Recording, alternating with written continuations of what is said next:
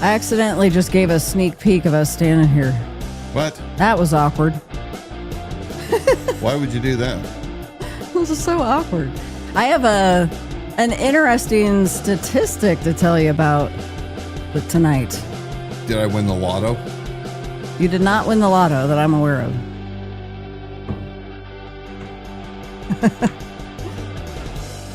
I guess if I were a religion business, I would have definitely struck it rich. If you start a religion business, you don't even need to win the lotto. You don't even have to play. I guess Epstein won the lotto twice or something. I don't know.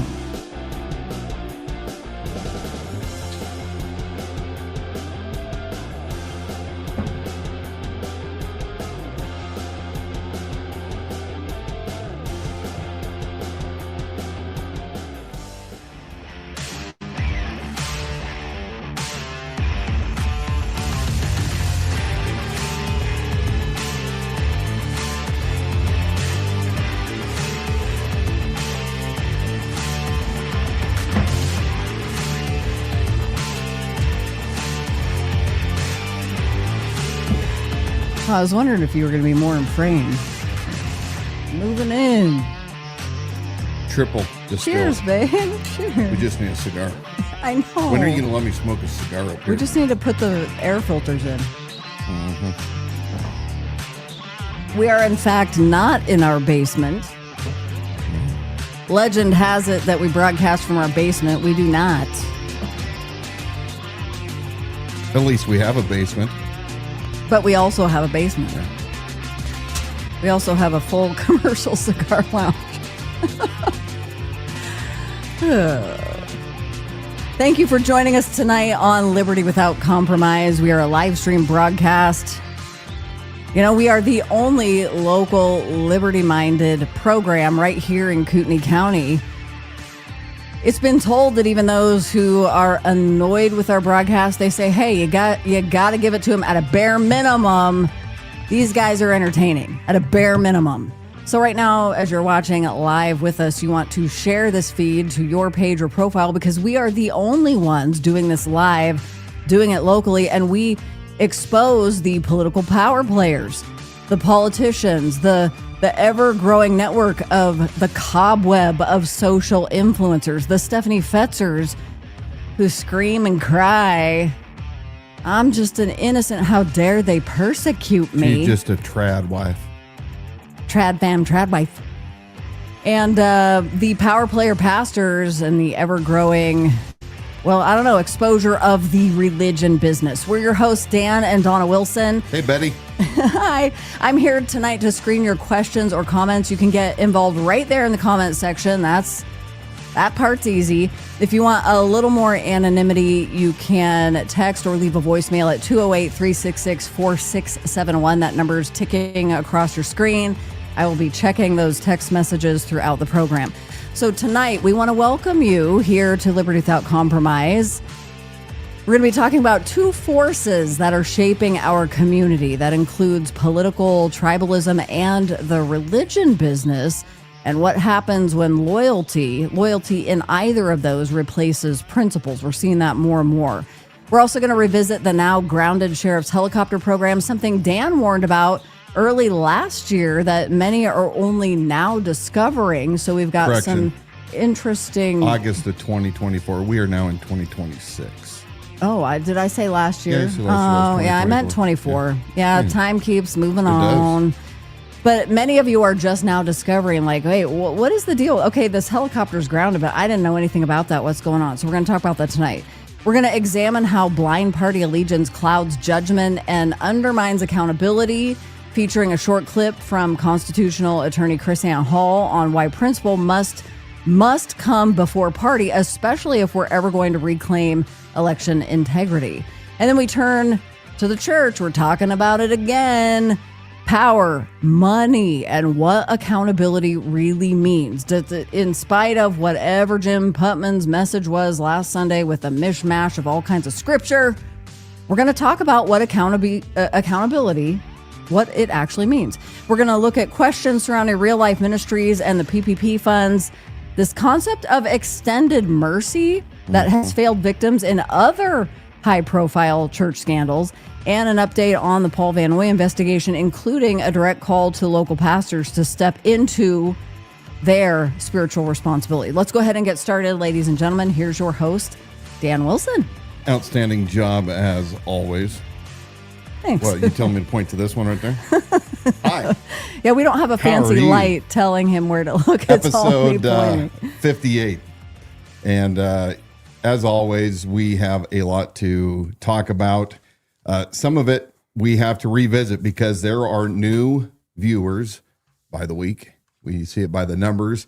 People that are just waking up. Now, there is a lot that we could be talking about at a national level. We have a special guest that will be coming on. We haven't decided yet if we're going to record it and play it next week, or because of the time-sensitive nature, whether or not we may do another show between now and Saturday. You can vote down in the comments if you think we should do a special broadcast or wait till next week. Leo Hammond is going to be coming back, and he's going to discuss about a new, weird, scary-ass feature that flock camera systems have now employed across the United States without your consent. You're not going to want to miss this episode. I can't wait to talk about that. And it's unfortunate we gotta. I don't want to wait, but yeah, we can talk about the response of Pam Bondi today. I have seen some pretty heated things in Congress over the years and hearings. I think they're a circus. I think nothing good comes out of any of them anymore. It's all kabuki theater. But I was appalled on both sides. But you know what I'm really appalled at is the amount of cover-up on Epstein. I know that you are too. But let me ask you, if you are so concerned as I am about justice for the victims, which is not only those innocent women, young girls, children that were trafficked, and whether that was sexual in nature or whether it was even ritualistic and worse, justice has to come not only for those victims, all of them, but it also must come to the American people. Because to be a just nation, we must be a rule of law nation. We must recognize everybody's rights, and our job under the Bill of Rights to protect the rights of the least among us. And that is a very righteous and just thing to do. And I cannot believe the amount of cover-up that this current administration is running every single day, trying to gaslight all of us. Now, there's been enough people that have already talked about this at a national level. I don't need to go into it anymore, but I will say this. It is fascinating to me how outraged most of you are right here in Kootenai County and in Idaho and beyond, but yet you don't give a damn about Epstein on a smaller scale. Those that are being abused and their abuse being covered up by people that should be protecting them. I cannot believe the amount of hypocrisy that I see, the lack of action, the cowardice. We are not going to stop talking about it. And when you have guys like Jim Putman who want to enter into the conversation, run their mouths, and then when they get called on the table and countered, they want to run back to their congregation and start preaching sermons to minimize the air of what they did, the shit that they stepped in.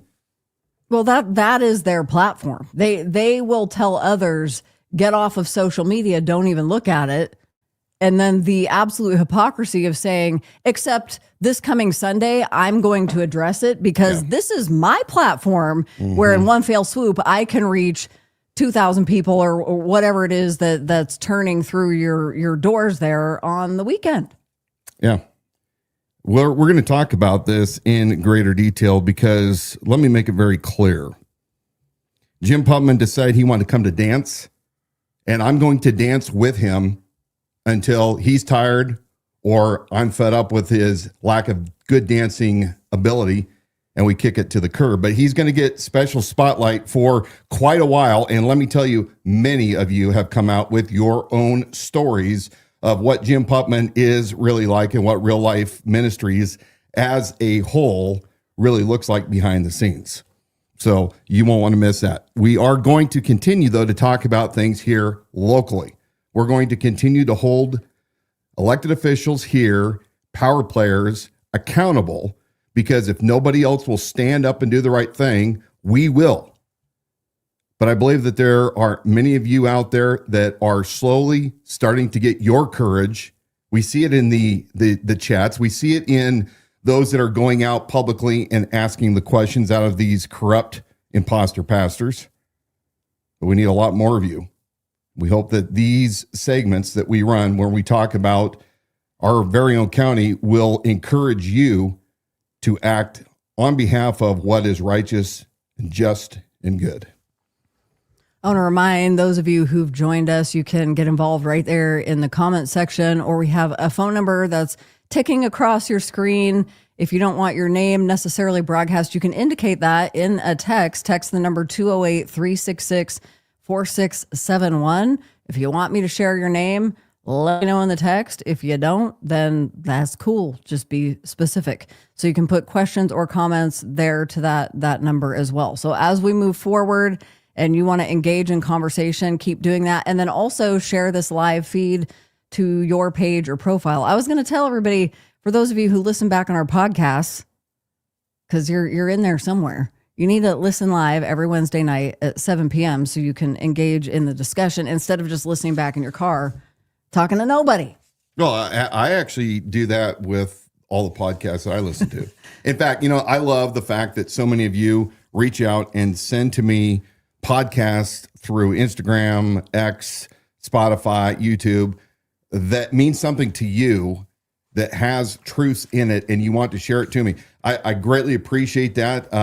Unfortunately, I'm not able to watch every single podcast because they're like ours. They're hours and hours long. So I do my best. So if for any reason I don't respond after you've sent me one, you may want to resend it again, or, we can talk about it, but I just don't have enough hours in the day to watch every single one. And all of you are competing. You're all telling us how great your broadcast is, and they're phenomenal. But I'm not able to watch, and I'm guessing there's a lot of people that don't, look, Sean Ryan, some of his stuff is 5-6 hours long. Tucker's several hours. Jocko. Yeah, we always Rogan. feel bad. We always feel bad when we're like pushing 2 hours. But since you brought that up, this is a slight switch of gears, but it's in the same vein. For those of you who are contacting us and you have stories of, some of it is political type of abuse or law enforcement abuses that you believe have occurred here locally, tips or information that you have. And then also, as we're diving into some of these religious sectors here in Kootenai County and naming names of pastors and people who have come forward to say, look, I've worked for this guy, and here's what was taking place. I just want to encourage you that as you reach out to us, we want you to do that. But we are so inundated at this point that one of the things that I want really just in pleading with you is to initially, when you initially reach out, we will respect your privacy and do everything to protect that. But it is so helpful to us. The more information that you can give us, the better. Because we are just trying to move through so much that a lot of times we have to figure out the sense of urgency. And so the messages that are incredibly vague will tend to just slide to the bottom of the pile simply because of the number of them that we're trying to get to, or people who are attempting to schedule phone calls and get-togethers. And we are doing our best to do our due diligence. Along with what our daytime jobs are. We've been accused of not, whatever they must not have work, or how do they spend all this time doing this? But somehow, I have one. It's called discipline. Well, yes, it is. It has to be a discipline, and it's making the choice of how you are going to spend your time. We have somebody who has been a longtime listener and really largely supportive. But one of the comments that came through this last week when I was bringing something to the top of the feed, and they said, I'm not going to dig into this. I really don't have the time for it. I like you guys, but I don't have the time for this. And I'm like, bro, So I have the time. Yeah. I actually, I mean, I will just brag about it, have had so much success in the work that I get paid to do that I cannot keep up with it. Yeah. It is that isn't just bragging rights. It's to say, look, I get it.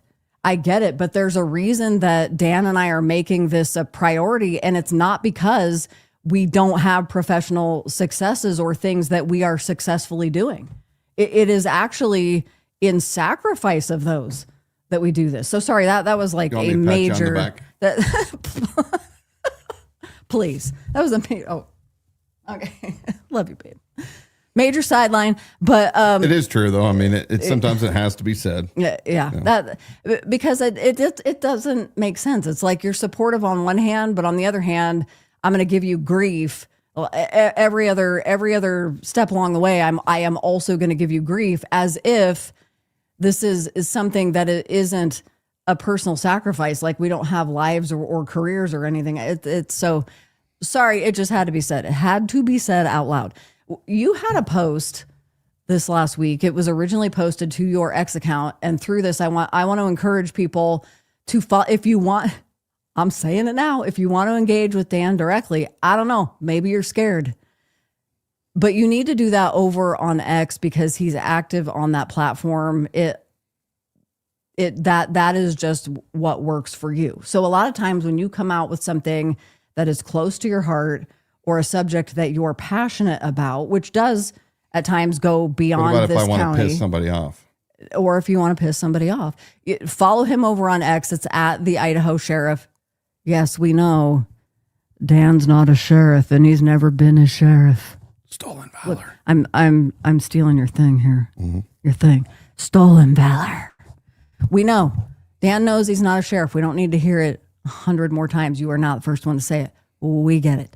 You can follow Dan over on X at the Idaho Sheriff. So he originally posted this to X, and I went ahead and cross-posted it over onto Facebook, but it had to do with something that we touched on briefly on our episode last week, and that is, from everything we can tell, the evidence points to that Bob Norris's helicopter program that was being run through a nonprofit organization that was created for the effect of being able to fly this helicopter with volunteer pilots, and then KCSO would then in turn use it.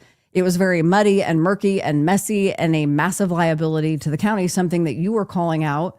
Well, during the election. In 2024. Mm-hmm.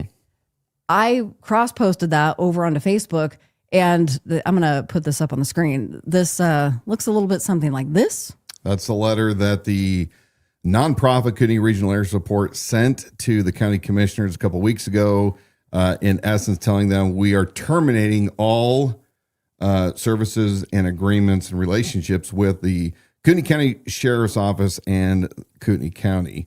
There you have it. There you have it. So something kind of interesting happened over on Facebook.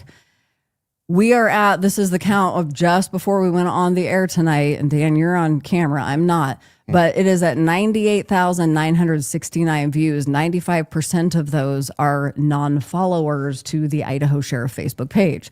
Why is this an important statistic? I mean, there's multiple reasons. One is for anybody who thinks that alternative media is not having an effect on the county, when you have a county of how many? 170 to 180. And we are reaching nearly 100,000 of those. My guess is by the time this broadcast is complete tonight, that is where that number will be.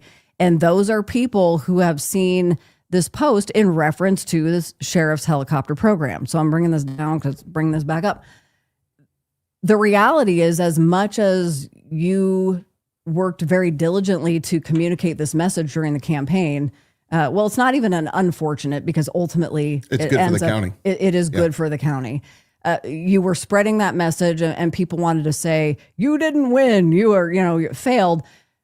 But now is the time to start counting the successes, because what ultimately mattered, I mean, of course you ran a race to win, but what really ultimately mattered is what you just said, the good for the county. Yeah, I mean, it was always about the good for the county. The unfortunate part is the messaging, and we're going to talk about this here coming up with KrisAnne Hall. But the messaging, which is we have been led down a very dangerous path right here in the country, which is if you don't fit the narrative of the local party or what some employees think you should be, namely for me, it was when I ran for sheriff, we're going to do everything we can to try to prove that you can't be sheriff.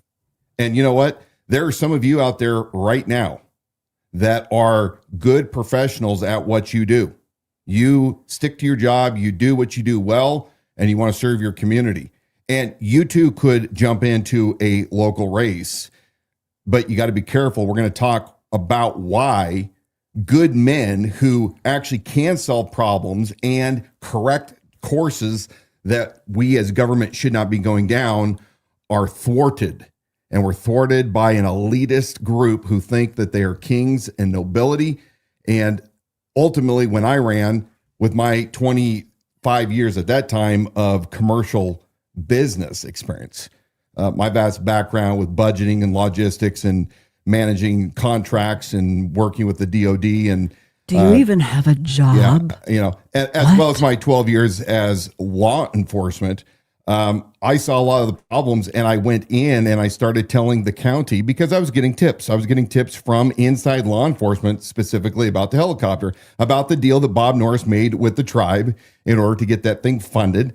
The incestuous relationship between Mark Ellis, who sits on the board of the nonprofit helicopter that also is the lieutenant that oversaw the program. Look, it was a mess from the beginning, but more importantly, it was a liability because it was not insured correctly. It was not licensed with the FAA correctly.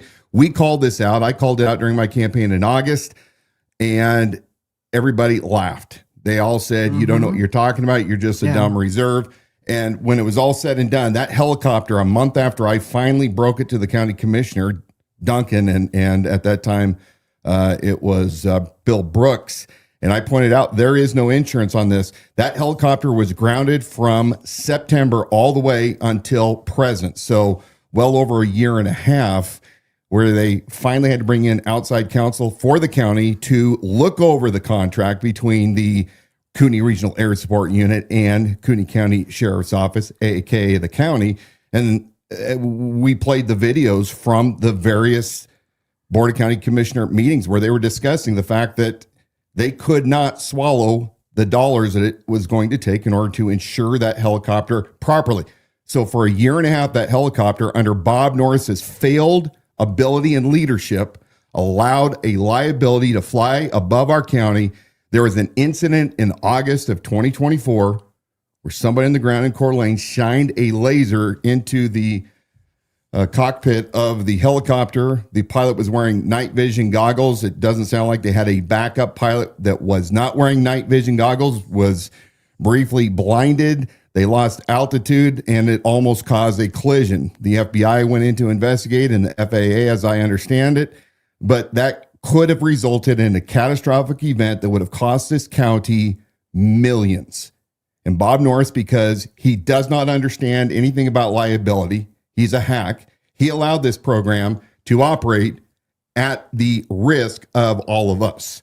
And the county commissioners were not holding him accountable. I will add that. So this helicopter, rightly so, is grounded. Hopefully they do not try to resurrect it again.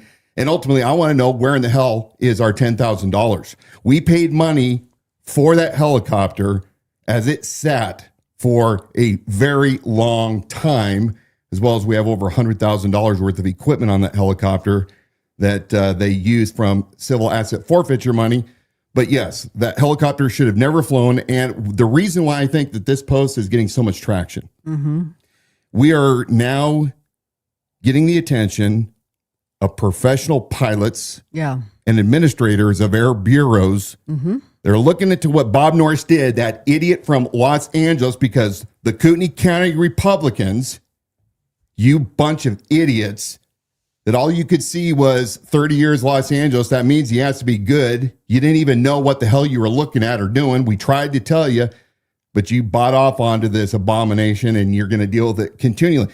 We also, I will point out, we're able to get the ALPRs shut down as well. I believe we raised enough attention to it that the citizens of this county were outraged, and that is shut down too. So And we're going to be talking more we have people voting for special episode. We don't want to wait till next week, but we're going to be talking more about those flock cameras and exactly why the introduction of the ALPRs, why that's all tied in to the same system and why that was such a danger to Kootenai County. That's going to be coming up on a special episode.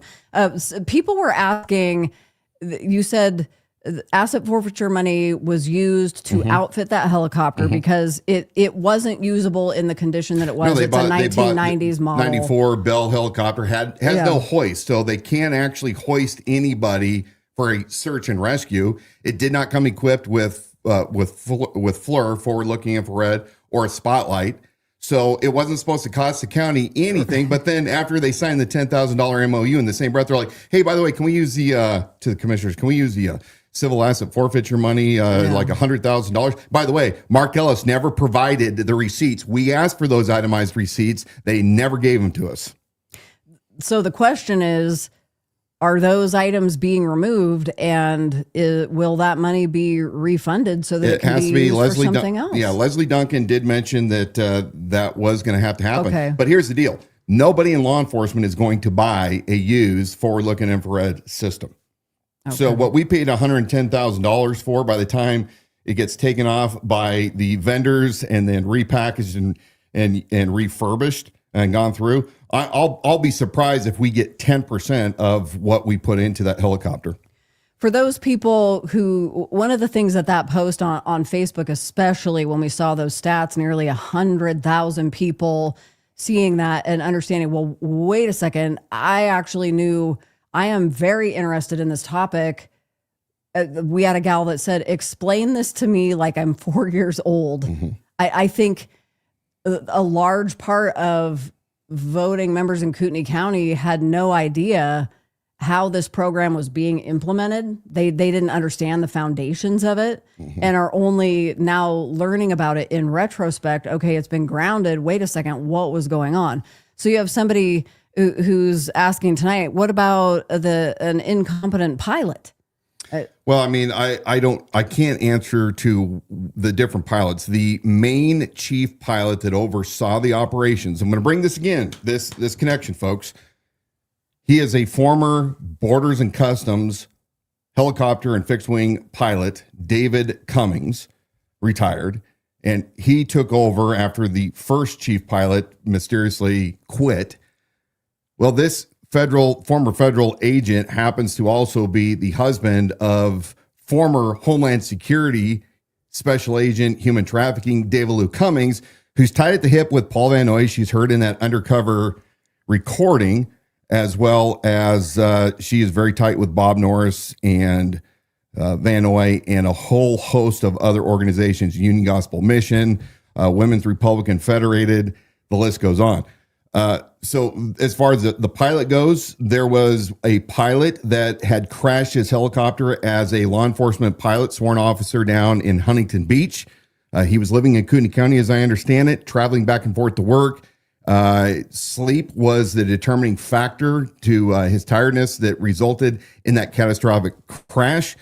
He comes up here, goes to work for Motorola, and then he is the salesman of record that it's attempting to sell the ALPR, the license plate reader technology, the software that runs those cameras, to Kootenai County. This is also while he is also, after he crashed his helicopter and retired, I'm going to guess medically, he's up here volunteering, flying this helicopter as well for the volunteer. Anyway, we spent a ton of time on this. I did not want to spend this much time. But I know you don't, but you got questions coming in now that I don't necessarily want to get off topic an hour from now. All right. A comment coming in from censored person joining us on YouTube. That is his handle. The first thing the pilot should be checking is insurance. So even the most, he wanted to say, unqualified pilot would know to stay grounded if insurance was an issue. Well, I mean, possibly, but what if you were a full-time government pilot? So your experience was always military, federal law enforcement, something like that. I don't know enough about flying if that would also entail that, you would, if you're working for a federal, like when I was working for law enforcement, I didn't check my insurance card every single day. I know we had one in there, but At some point, you have to trust the chain of command or the superiors because they're implementing the program. Good point. One more, and then we're moving on from the helicopter, and I'm sure it's something we'll no doubt come back to because there's been such community interest about this. But this is a legitimate question because, again, a lot of people new to this conversation. Guy Bremer's joining us on Facebook. Thank you for watching tonight. He says, why wouldn't a helicopter be an asset to a large county, providing that the programs actually run correctly? So your opinions on that? Well, several things. Number one, you have to justify it on several things. One is size and tax base, right? Because to run a helicopter is a minimum from the standards that we obtained by our experts, our subject matter experts, is close to $1,500 an hour. Helicopters are extremely expensive to maintain. The amount of hours when they have to have inspections of the transmissions and then rebuilding of the main engines. It is a very, very costly thing to operate a helicopter. Then you have to also include all the equipment. Kootenai County does not have the terrain like Southern California, so you don't have the vehicle pursuits the same way. You can make an argument for search and rescue, but remember that the superior Spokane County Air Unit, which is just 20 miles to the west of us, for years had provided their helicopter that does have a hoist on it, that is already funded by federal grants and the Spokane County Sheriff's Office. It was being used by Kootenai County Sheriff's Office with a memo of understanding for $10,000 a year. And then, of course, they had to provide TAC officers, but we just don't have the size and the budget to justify having a very expensive asset that would be millions of dollars per year. We also had Two Bear Air out of Kalispell, Whitefish area that was run by a billionaire, and they provided their helicopter for a lot of search and rescue. So what Bob Norris did do when he did have the helicopter is he allowed the FBI to use the helicopter down 2 counties away in Clearwater County when they were on a manhunt. But yeah, that's the reason, Guy, that the basics as to why Kootenai County does not need one right now. All right. One other thing that's intercepting or moving forward in this conversation, there's a lot of chatter about John Padula, who announced it was back on December 4th, 5th, 6th, somewhere in there, announced that he was running for county commissioner again. And then he's made a couple of recent posts on his Padula for county commissioner Facebook page, has had some disparaging comments in there toward you, but then also people tonight wanting to bring that into the conversation. I'm not suggesting we do it right now. I just want you to be aware that it's happening. But then also I noticed that John Padula himself has joined us in the comment section refuting some of what's being said because community members have their concerns about John Padula himself and his position and authority. So that might be something we address here in a little bit. So, well, John Padula, we've already talked about this. John Padula is a liar. He's an outright liar. We proved it. He ran his mouth. He lied about me during the campaign. In retrospect, now we have to look and wonder why that was. Why was it that he found it incredibly important to specifically lie about something that did not occur in the manner that he said it did? So, and there's going to be a lot more discussion on John Padula because, frankly, a guy with his background and the things that he even allowed to happen with his children recently should disqualify him from being in any kind of government leadership. And that's my belief, and we will talk about that yet another time. One more comment on Padula, because since he's sitting here, but Ed Dupree says, what was Padula the guy who went hunting with Norris a while back? Mm-hmm. Okay, yeah. Yeah, all right. That's my understanding. Moving on for now. What do you got? Oh, it's my turn? It's your turn. Well, I think we're going to play the video from KrisAnne Hall right now. All right, let's go ahead. And that will lead us into what she had to post recently on X. So go ahead and play that. And I'm going to read. Like, I am telling people the truth. I knock on a door And I say I'm running in the Republican primary, but I'm not a Republican. I'm a progressive. I'm running as a Republican in the Republican primary for Congressional District 14 because that is where the actual competition happens in our gerrymandered district. It happens in the primaries. Like if you're in a district that is a lock for Democrats, that Democratic primary is where the competition is. And quite frankly, while the can't win strategy is about building for the long term and like building our bench and being ready for fair maps in 2030, we got to fucking win right now. Sure. Because we are in an emergency, like a democratic emergency. And so the place I can win is as a fake Republican.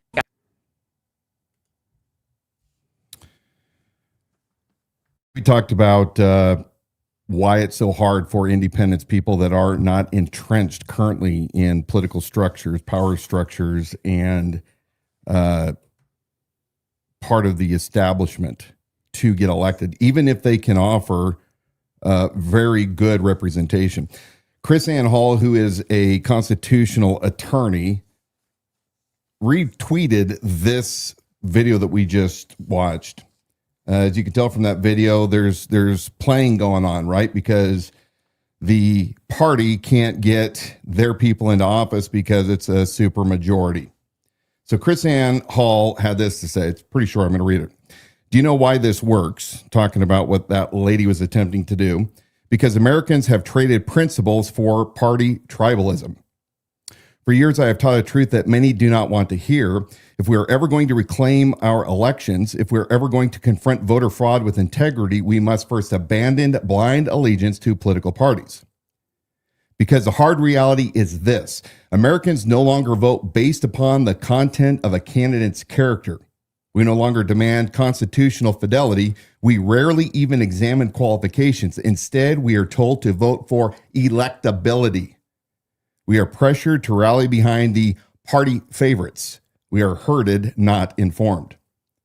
Voting has been reduced to a team sport. It has stopped being about principle and more about placing a bet. Look at the scoreboard, calculate the odds. Vote for the one most likely to win, but here is the truth no one wants to admit. The game is fixed. The odds are stacked in favor of party power, not in favor of the Constitution, not in favor of liberty, not in favor of the people, and too often, the one deemed most electable is simply the one most willing to betray the people to advance party objectives, and why we wonder why nothing changes.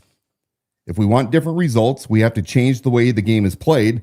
The only way to take back control of the game is to refuse to be bullied into playing by party rules. Refuse to be manipulated by fear. Refuse to be deceived by the illusion of inevitability. That means vet a candidate based on character and constitutional qualifications, not party labels. Vote for the best candidate, not the one you are told is already the winner. When people do this, something powerful happens. The long shot becomes the winner. The principal candidate becomes competitive, and the people no longer are divided by party. But let's be honest, this requires courage. It requires sacrifice. It requires voters who are willing to work, to read, to research, to question, to verify. Self-government is not passive. Liberty is not convenient, and freedom cannot survive on slogans and party talking points.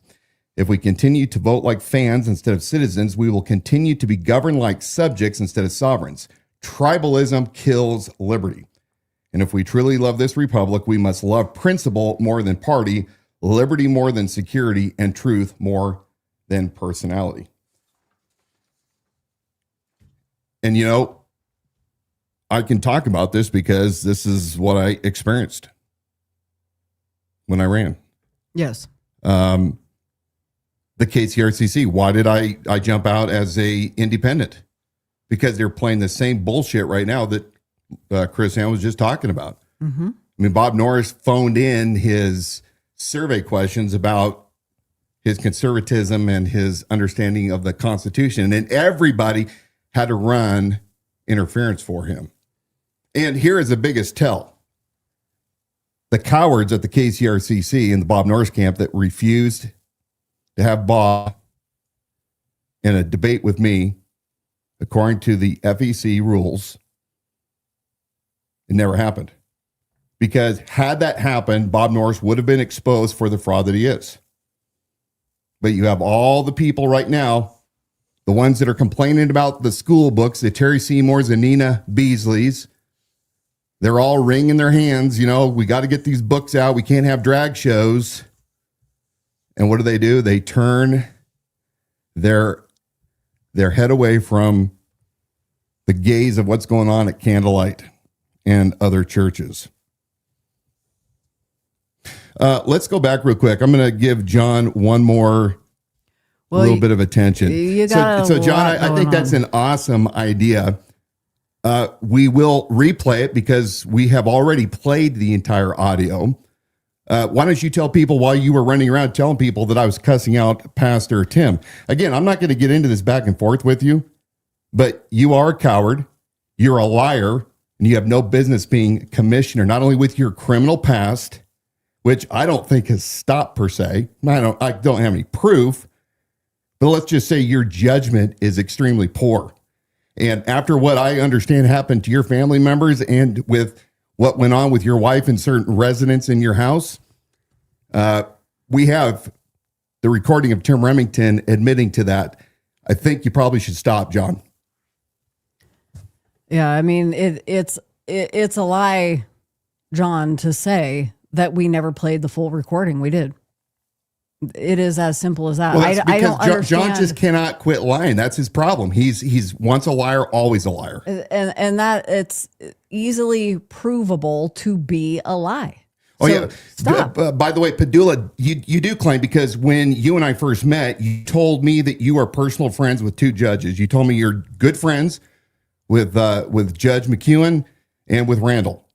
And you said you go hunting with them, and they're the ones that told you to run for commissioner. So I have no doubt that you have lots of friends with your business.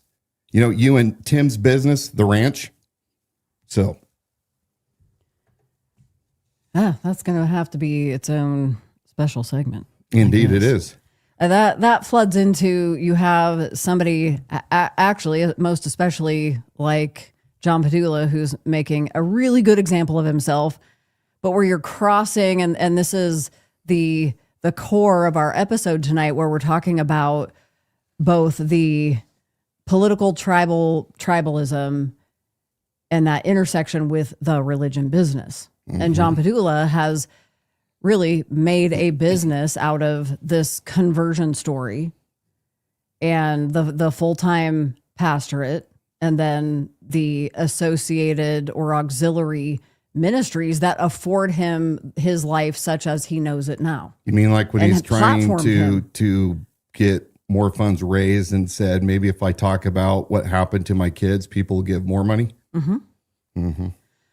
Yeah, so we do our best to bring evidence and avoid rumor, but there are times it's like you want to hop on here and pretend like we don't know the truth that's behind the scenes or what people are coming to us and sharing with us, and they are very credible voices, credible witnesses who have been in your immediate presence, who are then directly coming to us and telling us that they have these concerns and what they've been told.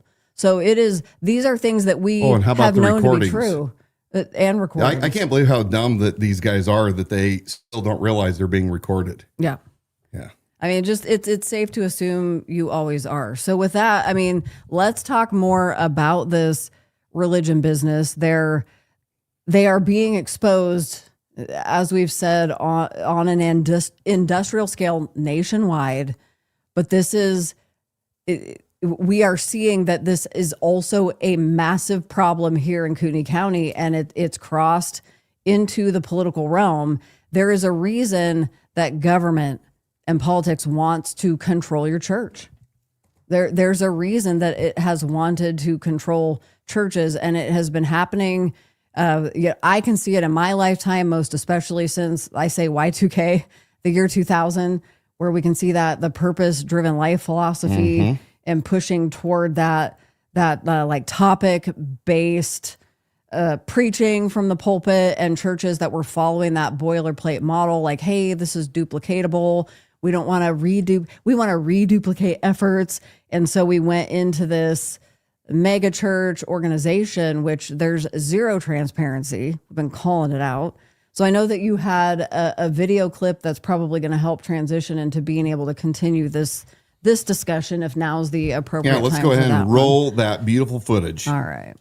Dollars a year is given by Christians to Christian institutions. Another $500 billion is given by Americans to nonprofits here in the U.S. So it's a massive pile of money. So where does that money go? About 44 cents of every dollar that you give to a church goes straight to salaries. 25 cents goes to just buildings. Only 6 cents of every dollar ever even leaves the institutional walls to go to the causes that Christ told us to support: the needy, the sick, the hungry, the thirsty. So it's not even 10%. Only 6% of that goes to charity. Well, it's untraceable. So this is voluntary data given. So remember, there's no 990s that churches file. So you don't know what they give. So 6% is kind of like the best potential outcome. And so that's not 6% creating impact down the value chain. So that's not 6 cents of every dollar helping that orphan in Africa or that, cripple in Honduras. No. That's just 6 cents making it outside the walls. And usually what's happening now, because one thing I want to touch on is these terms auxiliaries, like we talked about with the LDS Church. Then you also have convention and association. And so a lot of times now it's just a church passing off that 6% to another business that they own. So we don't even know if it leaves. Yeah. So these businesses can be anything at this. Anything. Auxiliary. Yeah. In the last 25 years, churches have become businesses.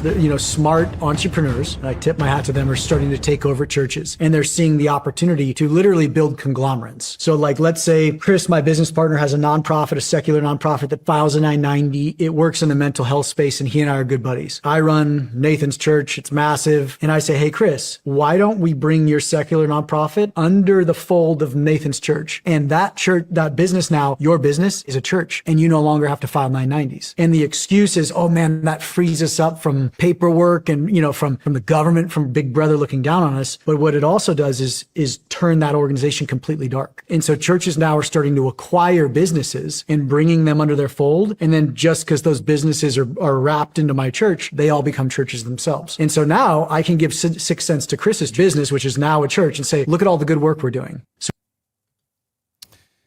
lots and lots and lots of money, little accountability in these religious organizations. Quick question. Do you know which Sean Ryan show that is? Because you've got somebody else. What number? It's the one with Nathan Apfeld. So look for September-ish. Okay. Of 2025. Yeah, we'll find that and we'll put Nathan that up Apfeld, there for yeah. Great broadcast. And it really follows up to his great documentary, 7-part documentary that I highly recommend.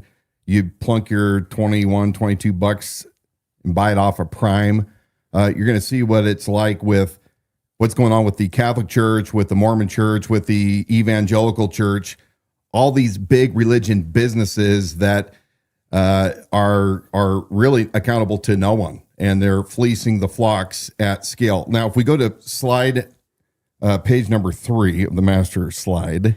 I want to just real quick, Ed on Facebook was saying our Facebook feed seems to be like skipping or blurred or pixelated. If you were having issues with that feed, you can jump on over to YouTube. We are live streaming there as well. That feed tends to be like nearly perfection, beautiful. Jump on over to YouTube, subscribe to that channel. It's a great platform to watch the live stream from. Continue on. A couple of weeks ago, when Jim Putman decided that he wanted to enter into the fray, we said we are going to start now looking at Jim, because Jim needs to probably be exposed the same as others. Mm-hmm. This first page here, we're going to slide. I guess I can operate it now because I finally figured out how to do this. You got this. This is a article from the Spokesman-Review in, I think, July of 2020. Last week, we talked about Real Life Ministries because they're a nonprofit. There are buildings that are now assessed. Assessed is not what the actual value is, but this is what the assessor claims it is. Over $19 million for their main campus there in Post Falls. We went to the sports field next door. It's about 6. So they have, combined about 25 million of assessed value. They pay 0 taxes to any Kootenai County taxing authority, as my understanding is. And they use a lot of the roads. I mean, a lot of people come to that church on Sunday morning. They're using a lot of the infrastructure, but they're nonprofit. They don't have to file a 990. I looked up Real Life's IRS 990 form. I could not find it. If you find one, send it to me. But I find it funny. So walk with me for a second. You have the idea that the churches are separate from the government, right? I mean, that's a good thing. We want to have our religion institutions not controlled by the government. That's part of the First Amendment. But if you're going to go so far as to say we can start a corporation, because that's what all these churches do, and we're going to file a 501c3 status, which means we are exempt and we are a religious organization, which means government, you can't know how much money we're bringing in, what we're spending it on, what kind of auxiliaries like our publishing company or our real estate division, global outreach, whatever. Then you probably, if you're going to say government, don't get into our business, then you probably shouldn't open your hand up and take money from the government. In fact, this is something that really pisses me off. So at a minimum in Kootenai County, there's $30,000 a year, give or take, that they're not paying to the local property tax, their portion of it, because they're religious. But during COVID, they received... Who's they? Real Life Ministries. All right, just thanks for keeping me on track here. Yep. We pulled this off of ProPublica. They were the watchdog for where all the payday protection loans were going. And Real Life Ministries received a whopping $1,168,315 in loans. What the heck? They claimed that they had 127 employees, and then it was forgiven. In order to get your small business loan forgiven, for those of you that don't remember, government says, hey, we're going to give you guys these loans. You got to keep your people on the payroll, keep them employed. We'll give you the loan, and then if you dot all your I's and cross your T's, we're going to go ahead and forgive that loan. But you have to actually apply for the forgiveness. And you can see down here, according to ProPublica, that they were forgiven their loan, including the interest, a total of $1,179,230. What I find very fascinating about this is that in this Spokesman-Review article, you have this statement. It says the only two religious organizations, this is talking about the Spokesman-Review reporting this, only two religious organizations to obtain the PPP funding among the largest borrowers appear to be Catholic Charities Eastern Washington of Spokane and Real Life Ministries of Post Falls. Darren Blood, lead executive pastor at Real Life Ministries, said the funding initially helped the church retain staff, but church supporters have stepped up with donations. As such, this is a quote, as such, it is important to note that 100% of the funds received are being given back. Oh, okay. Blood said in a written statement, and we will not be applying for any forgiveness of those funds. Okay, so they're going to pay it back. So here's a question. What's your problem? Here's my direct question to Jim Putman for the week, since he's all against gossip.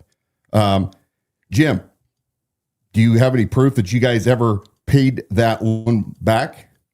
Now it's possible that they paid the almost $1.2 million back, and it's kind of one of those things where, because it was already forgiven. Yeah.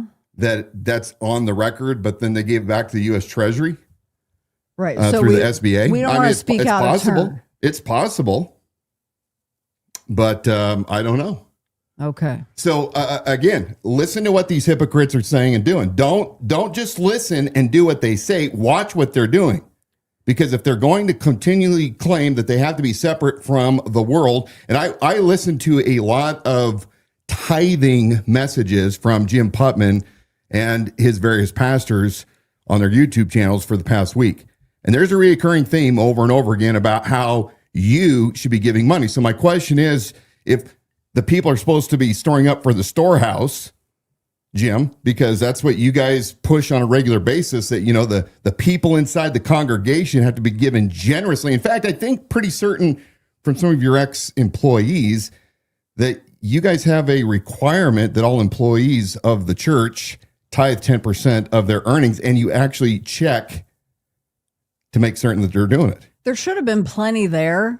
Well, that's my point. They should have a storehouse, according to their terminology. Rainy day fund. Their terminology. They built up the storehouse to bless God's people. Well, if that's the case, then why are you going out and getting $1.2 million worth of taxpayer dollars when you're the one that says, hey, hands off of us. Don't tax us. We're special. We're religious people. The hypocrisy. Now, I don't want to leave a couple people out because back on the slide. Please do. Please. Oh, do you know which page? I'm putting this up here. Yeah, it's the next one. There's more. There's more juicy stuff. Chomping at the bit. I didn't want to leave our Catholic friends out because Immaculate Conception Chapel of the Society of St. Pius X, I don't know if I read that correctly. They received $171,000. Now it's interesting. They had 42, so they had about a third of the employees at Real Life. But I mean, $200,000 isn't a third of 100 or 1.2 million. That's just a lot. I think that is the church, if I'm not mistaken, that Brent Reagan, chairman of the Kootenai County Republican Central Committee, goes to, as well as Mark Eberline, who's a county commissioner. But again, nonprofits, you don't think the Vatican, you don't think that the Catholic Church has a lot of money, but they had to come back to the government, even though, what's it say? Nonprofit organization? Not to leave Brent Reagan out. Brent Reagan, the trust fund baby. Well, he was building ventilator parts during COVID. He applied for and received $74,800. They forgave a total of $75,455. Now, I don't know if Brent was like me during COVID. I defied the mandate to shut down. We kept all of our guys busy. We continued to plow through. We never took one dime. Not one dime. Yeah, you're killing me on this one because I'm trying to keep it shut. But when you're talking about a religious organization, and I don't even want to do the broad stroke of religious, but when you're talking about evangelical, Bible believing, I do not understand when they're telling people, give your tithes and offerings. You're doing that on faith. Mm-hmm. You're doing that and trusting God to provide. Uh-huh. You have people who literally are living paycheck to paycheck, but they believe so strongly in your message that I actually don't want ill will to come on me if I am not tithing at least 10%. That's the bare minimum. Yeah. And then when you're hearing messages like, look, if it doesn't hurt, then it's not enough. But yet you have leadership in these church organizations who's not even practicing what they preach. Because what happened to this might be a time of drought. And one, I'm assuming you weren't financially prepared for it. You have this massive campus, massive organization. You weren't financially prepared for it. And then secondly, what happened to moving forward on faith, trusting God to provide? What's your right, please? I think that what happens is that they're bankers. Because this was happening in my line with my commercial bankers. You're exactly right. And our CPAs, yeah. They were trying to come in and go, hey, because the banks get money off of the loans. Because they're telling you why. They get the fees, they get, the handling. You shouldn't not do it. It's free money. It's free money, man. It's all legit. Yes, there's nothing. And it wasn't illegal. Correct. But I'm guessing that what they did is they're like, oh, it's free money. Like, who wouldn't want to? It's a wise. We're actually, our people are trusting us because our bankers telling us, our financial advisories telling us this is a wise decision. So therefore, they can turn it right back around on the people and say we are being wise with your money. I told my bankers to pound sand because free men that are liberty minded, we don't take money from the government, even when they try to legitimize it. After putting us $2-3 trillion in debt after stopping the biggest economy in the world. Yeah. And we allowed Republicans and Democrats, including Donald Trump. And but the churches, man, what a bunch of cowards during the entire pandemic. Yeah, they don't want government interference. But the other thing that I read that was archived in the media was that Jim Putman, Real Life Ministries Post Falls, actually canceled services during that time during COVID. So he was adhering to government mandates, playing it safe. So take and make whatever of that to make it All right, what now you will. pull that slide back up one more time. Okay, because I got another comment that I'm excited about, but All right. you go right ahead. Because I don't want to get off this. So, Go. Again, slightly off topic, but Reagan, who is the chairman of the Kootenai County Republican Central Committee, you know, the guy that's continually with his, the Idaho Policy Center, Idaho Freedom Foundation, that's what it is. Yeah, the Freedom You Foundation. know, always trying to tell all of you guys how you really should live. He's the one that's controlling the Central Committee and making certain that only his people, those that align 100% with him, get a voice. Well, Mr. Conservative, the liar in chief, got a handout from the government. Sorry, if I'm pissing off some of you out there that took the money, you are. I don't care what the problem was. You took money from the government because you decided to trade your liberty. You just did. I don't know how else to say it. You traded your liberty when the government told you not to do something that they didn't have a right to tell you not to do. You acquiesced, you did it. And then after they abused you by saying stay home and you can't run your business, but you know, the big box stores can, the pot shops in Washington State, the liquor stores in Idaho, hardware store, all of it, they can all stay open. Well, by the way, now we're going to pay you with money that we don't have. We're going to print it and we're going to give you some of it back. And you're not going to have to pay it back. But by the way, we're going to make such a huge mess of the economy, cause the unprecedented amount of inflation to where your dollar today is worth far less than it was 5 years ago. But, you know, keep justifying instead of admitting that you were wrong to take the money. You were all wrong to take the money. And Brent Reagan, don't sit there and lecture us on how we need to be conservative and claim some moral high ground when you have your hand out to the government. And also, I'll point out, the county commissioner, chief deputy, Bruce Matari, also received $70,000. Do we have that last picture? Oh, You keep taking my slide now. No, well, because there's a reason. All right. I got. Oops. Oh, you didn't trust me.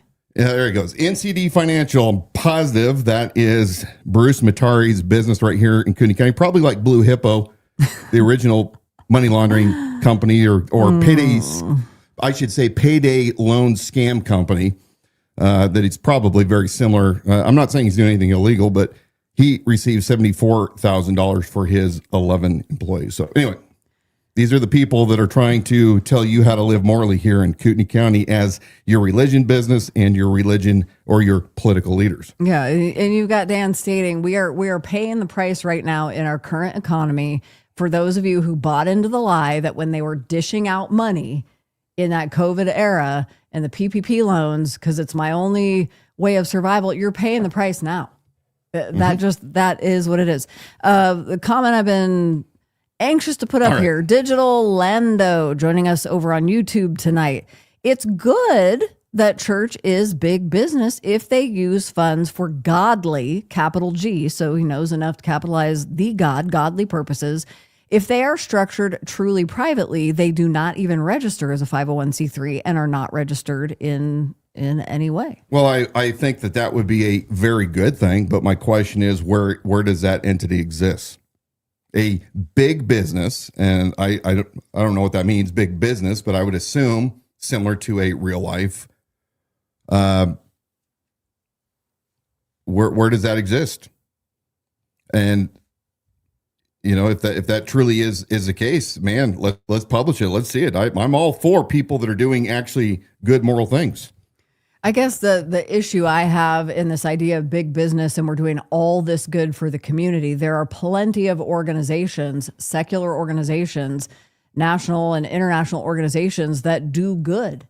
Mm-hmm. There are people that do good all the time and take it a step further to even cover for what bad they're doing, because if the good that I do can outweigh the bad, I'm not suggesting that that's what's going on here, but could it be that we've entirely missed the mark that really to reach people for God and reach people for Christ, and the gospel is one by one by one. It was never, what if it was never about a bigger model that was duplicatable, that was boilerplate, that put more butts in the seats of your bigger buildings with your 100 to 200 employees that you had to use the government to facilitate continuing being able to continue to pay those employees if for some reason the government told you got to shut down for a while?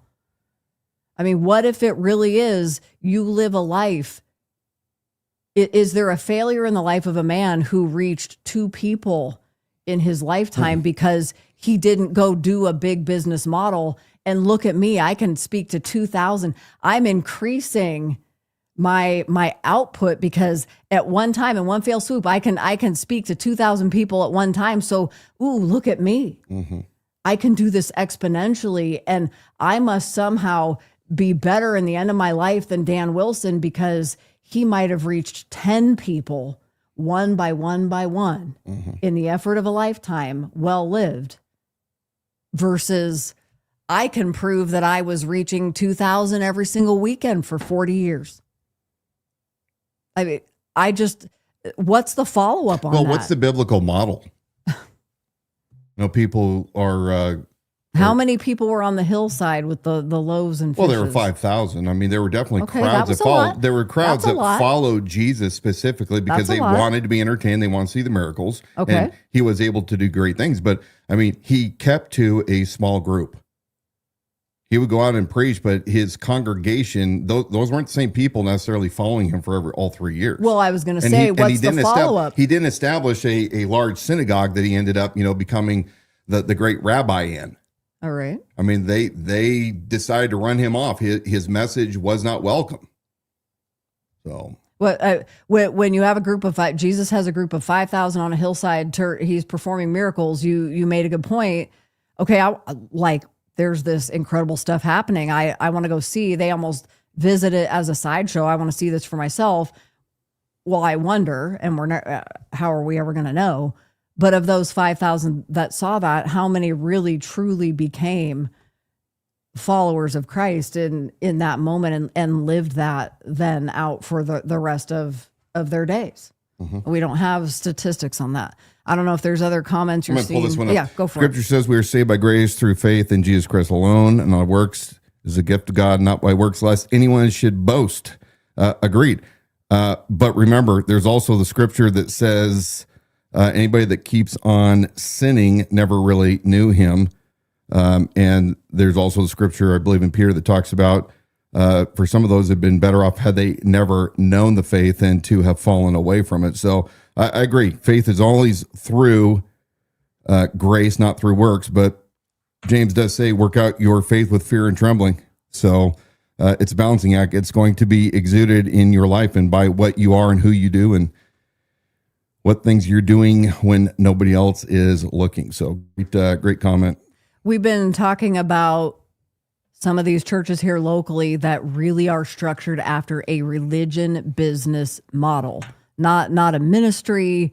Really, what is the business that they have establishing themselves as nonprofits with no accountability, profit-making auxiliary organizations? We've shown the list. We've shown the list of Candlelight. I don't know if there's 10, 11, 12. I don't know what it is. You can sell books. You could probably create an auxiliary for the traveling, the speaking, traveling, the touring that you do. There's probably an auxiliary to facilitate trips to Israel. Plazas. Skate Plaza would be another auxiliary organization. Israel? Yes. The Israeli trips. Which also trips to Israel go through an organization, a travel planning organization. And there's speculation. This is speculation, but there's commissions on the sales of that too that have been going on for decades. Go to the Holy Land. To go visit the Holy Land. You too can go for a price of $8,999. It's only $8,000, but all the expenses past that are paid. Oh, but you have to cover your own airfare though, because I did look into that. But you have Julie Royce, who hails from Moody Bible Institute, Moody Broadcasting Network. She started her investigations when she saw what was going on, what was behind the scenes for many, but she was seeing it firsthand because she was inside of the organization, but the corruption that was happening within the organization of Moody Bible Institute and the leadership structure there. So that is really where she got, my understanding, her start in the investigative reporting, because she exposed that. She did that at the risk of what would have been her career at that time as a broadcaster. Well, she did. She did pay the price because she definitely did. She most definitely did. So currently now running these national level investigations, and there are religious organizations, religion, businesses, and corrupt leaders being exposed nationwide. And Julie Royce has been somebody that has been at the helm of that. Did you want to respond to this? You're absolutely right. Peter Drucker, the Peter Principle, you're 100% spot on with that. There's also New Ageism that is also tied into that. But, even look at Bethel Church, you look at the Toronto blessing that took place in 94. By the way, don't be deceived. It wasn't a blessing. It was a bunch of hysterical, demonically influenced people that were throwing themselves all over in an auditorium, barking like dogs, crawling on their hands and knees, saying that they had been slain in the spirit. And, the pastors, the lead pastors, like, Bill Johnson from Bethel and others, really were launched into who they are because of who they're hanging out with, to include Benny Hinn, that fraud. But you're exactly right. There is to my shame, I grew up listening to Moody from the time I was 8 years old all the way through, just probably 7-8 years ago. Was that your shame? Well, Is to that my your shame? well, to my shame. Yeah. Yeah, thanks. Well, I want to hear what because I bought off into a lot of what these people were saying. Now, I still believe that people that have evil intentions can speak truth. We know this because Satan does it. I mean, it's a huge problem. We have examples in Scripture. They can speak truth, but we also have to have the discernment of the Holy Spirit. And you look at like Ravi Zacharias, it was molesting and raping. We don't even know the numbers while he was sitting there arguing for the gospel, Christian apologetics. You have some of the guys like John MacArthur. I mean, it's a whole spectrum of different teachers that were actually dirtbags themselves, caught in stuff that was illegal and immoral. Yes, but I guarantee you, even with the undeniable exposure on that national scale, with these guys who are nationally and internationally known, like Ravi Zacharias and the names that you're bringing up, I guarantee you still have a large faction of people that do not believe, they still will not believe that about those men, despite the evidence that's been exposed. A couple of weeks ago, we were sent a booklet by some local folks. Yeah. I think it's Rick and B. And it's a manual for revival and through repentance. And I've been reading that in the morning. And all it is it's just scriptures.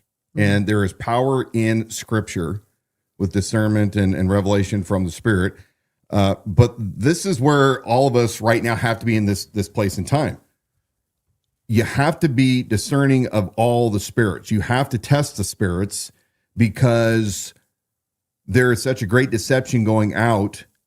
I mean, I listened to Jim Putman and his sermon, and you know what? If I were to completely take my argument with him right now out of the frame, I could listen to him and go, man, he's actually making good points. There's nothing untrue with what he is saying, but it's always in context. It's always in context, and there can be double meanings in many things, and there can be a way of using Scripture to justify inaction or wrong.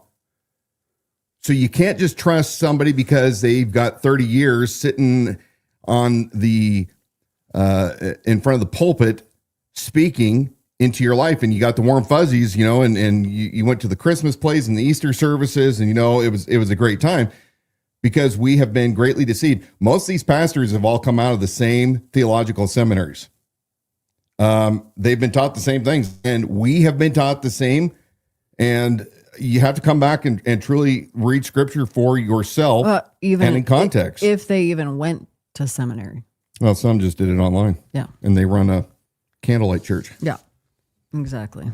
So Julie Royce has been talking about how extended mercy, this idea of extended mercy that was being pushed by Bethel, megachurch Bethel. As they were covering up sex abuse and other things. And that's all come to light. So there's still those of you that are, we're going to pretend this doesn't exist. Yeah. We're getting late in the program. Do we have the QR code for this one? Yeah, I do. I think this would be better rather than listening to me read it through. Yeah. I think it's great. I'm going to read one little snippet, and this is why you guys should download this. It's the wolf versus the broken person distinction. I put that QR code up on the screen. Pay very close and I'll see if I can read this. I'm going to have to pull out my spectacles. Oh, okay. Every once in a while. Reminder, you can join in there in the comment section. Just type questions and comments, engage in the conversation. And then we got a phone number I'm going to put up here as well. If you want a little more anonymity, it's 208-366-4671. That number is open at all times, even before and after broadcasts on weekends. I mean, I select when I do check those messages. So thank you. Thank you very much for your patience. We are two people after all, but it's 208-366-4671. This article written by John O. Hall, formerly of International House of Prayer out of Kansas City. This one excerpt.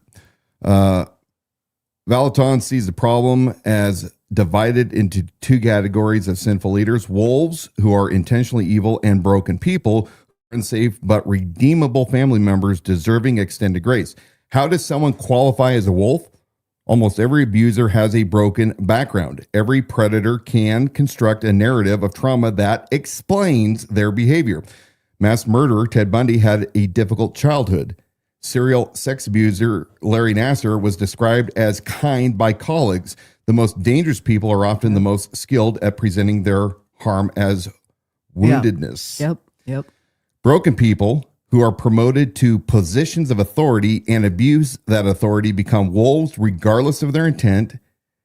It is simple wisdom not to place broken people in roles where they can hurt others, including allowing registered sex offenders to roam freely in churches, both at candlelight and at the altar.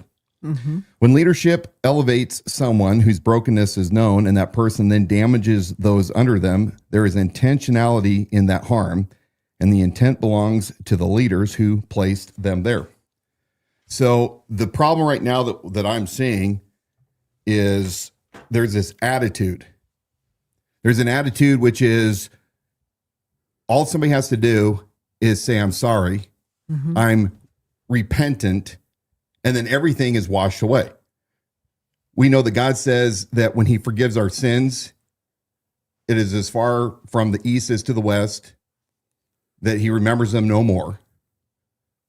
But that does not mean that there aren't consequences for our decisions. We see this continually by people that are on death row or carrying out life sentences that have found the light. Just because you find the light and are forgiven by Jesus and by others does not mean that you get restored to your original position. In fact, there are lifelong consequences. And the problem with a lot of these knuckleheads right now, whether it is community leaders within the church, whether it is elders, whether it is the pastors, there's this idea which is somehow you get outside of the government, the United States government window, and we're just in the church. And once you say, I'm sorry, everything's zeroed out. Mm-hmm. We restore absolute blind trust. There's no period of repentance. There's no automatic disqualification from being an elder. I mean, why is it that these pastors at scale for these big churches abuse women? They cover up sex abuse. They do heinous things. They get caught. They cry a little bit. They're removed. But then, like Mark Driscoll, they just started another church some other place. It's because they're not divorced. They're not divorced. Well, some of them are. Oh. Some of them are. Oh. But if you stick to the rule of it, you can do that. But this is what's happening right now in Kootenai County. We have one brave pastor. He is a real pastor. He actually works on the church property. He helps mentor young men. He has a full-time job. He's a father. I believe he's a grandfather. And he cares for his flock. He's not a celebrity. He's not a potentate. He doesn't have a security detail, like Van Noy, who's got, I don't know how many, at least 3 or 4, if not up to, we've heard a dozen security guys that follow him everywhere, unless he goes to Hawaii and then magically the threat's no longer there, right? Well, yeah. So you have one guy, and he texted me this week, and he's encouraging. He wanted me to remember that not all pastors are bad, and I don't believe. And sometimes in my my zeal for calling out the badness of pastors, I may come across as claiming that all pastors are bad. I don't believe that. That would be to go against Scripture. Real pastors, as I have explained, my favorite pastor was my police chaplain. These are guys that actually work for a living and knew how to meet us where we were and hold us accountable, but be able to do so in a way that meant a lot to where we were at that time. It wasn't somebody that I had to call and make an appointment with. And like KrisAnne Hall up in Athol Baptist, we were in one of his sermons one Sunday, and he was talking about how great he was because, if as a senior pastor, if somebody from the congregation of all of a couple hundred people, however many go there, if they get to him, that means they had to go through like one or two other pastors before they actually got to him. I mean, I'm sorry, Chris, but that is a really bad look. It's an elitist look. I get it. I'm a business guy. I can't take calls all of the time, but that's why I believe that shepherds should be shepherding small, manageable flocks. So one pastor in this county that actually is concerned, that has made a public statement, but I already believe the silent majority are cowards. I believe that they are protecting their own businesses. I believe that they don't truly believe the Bible. They try to push it away like, well, it's not my congregation. They have a board of elders. But if that board of elders isn't doing anything, they're not addressing this, if they're not being transparent, if they're not being public, I think it's pretty safe to assume what they are doing. Nothing. Yeah, you got people in this Paul Van Noy investigation that said, okay, Danielle Van Noy, Paul's daughter, came out with a statement and she had proof where Paul, in his own words, says, I'm sorry I did not protect you from this sexual predator. So right there you have evidence. Something did occur. It's not nebulous, but people will, what happens is you have somebody who's very cunning in Paul Van Noy where he says, I'm sorry that I did not protect you from, and he skates that razor edge because of course he's not going to say specifically what happened if that's an understood. It's an understanding between Paul and his daughter Danielle. And so it's like, okay, he's admitting to something, but that's not, there's no actual abuse that occurred because it leaves this, what Paul did was, Paul Van Noy, is he left room for him to then say, well, let me explain. Let me explain. That's not, whatever Danielle said happened, that's not what happened. Or how do you like Tim Charles, a.k.a. Stephanie Fetzer? Stephanie Fetzer and the burner accounts. That is attempting to claim Jacob Saldana was never arrested and didn't do anything else to anybody else. This needs to be tried legally. You yourself said an investigation happened. Nothing came out of it.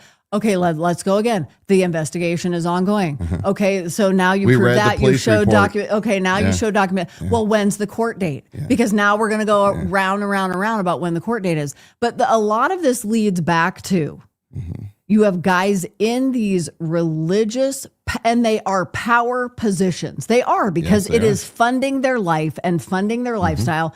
It is absolutely a career, and you will not be able to prove. Not for every one of them. That's why Dan did a lead into this discussion. Not every one of them, but the ones that we have spent our time exposing, this is what we are talking about. So they're in these power positions, and pastors like Jim Putman are going to spend time, again, on your platform. Your platform. Hey, you're getting as animated as I am now, finally. On your don't go on social media. Don't listen to that. Don't fuel that. Don't give them a platform. But it's okay for you to have one because what? You're a spiritual and moral authority. If that is the argument, then let's continue the argument. Yes, there is a time things need to be done lawfully, even as you stated in your sermon on Sunday with your Seahawks little half zip. If there's sexual abuse, it needs to be reported to the authorities. We understand that. But you have established yourself as a spiritual and moral authority. And oftentimes the abuse, the spiritual abuse and the moral abuse is never going to go through a legal process. It will never be tried that way. So you have zero right to then say, don't listen to alternative media who is making an appeal, but I am going to take my stage and I'm going to do my revolving door of all my services this weekend. And this is what I'm going to preach to them because it is okay for me to be a moral authority and to tell you how to be. Well, look at Robert Morris. Yeah.